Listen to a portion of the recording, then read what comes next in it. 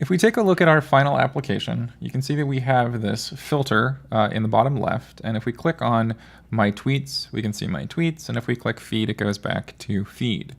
So as we navigate between these views in the application, you can see that there are sections of the application that never change, specifically this header at the top and this sidebar with the profile and the filter on the left. So these areas of the application, you could say, make up the layout. So these are static pieces of content that are always in the application, and they don't change based on navigations or views. And so in this section, we're going to be starting to add those pieces, and we're going to be preparing our canvas and then adding the header to the layout. In this step, we'll be creating components, so let's learn where they are. If you open up the source directory, this is where you'll find most of the application code that you'll be creating that's specific to your application. And if you open up the components folder, you're going to see a couple components that Lore includes by default. And the one we're interested in is the layout. The layout component contains all of the visual code in our application right now. So you can see that this tagline we have, Welcome to Lore, that this is actually this component being rendered to the application.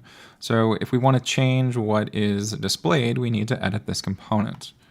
So we're going to start, I'm going to be deleting this, and I'm going to paste in some Bootstrap HTML with Bootstrap classes.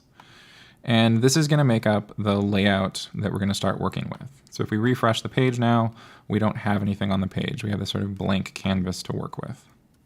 And so the first thing I want to do is we want to create a header, a component for header. So I'm going to go back to the terminal, and we're going to learn about a new CLI command in Lore. So if I type Lore, you're going to see that there is a command called generate.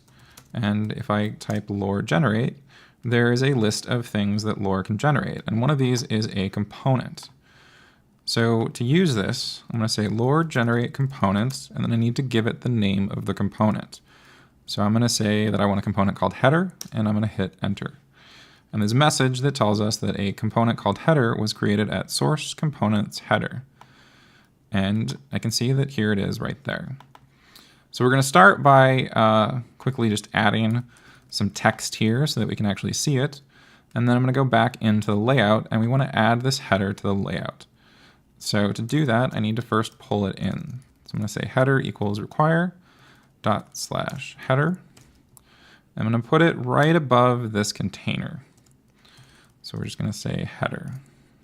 I'm going to save that, and I'll open the Webpack terminal window, and we can look at that. So there we go. So we've created our header component, and it is rendering on the page. So if I go back into the header, I want to replace this with the actual content we want to use. So I'm going to replace it with this little snippet. And if I save that and we refresh the page, you can see that now we have this Bootstrap styled header. The last thing I'm going to do is I want to change this title to Lore Tutorial to make it more meaningful to what our application actually is. All right, so refresh, and there we are. So that concludes this section on the layout. In the next section, we're going to learn about routing and create a place for our feed.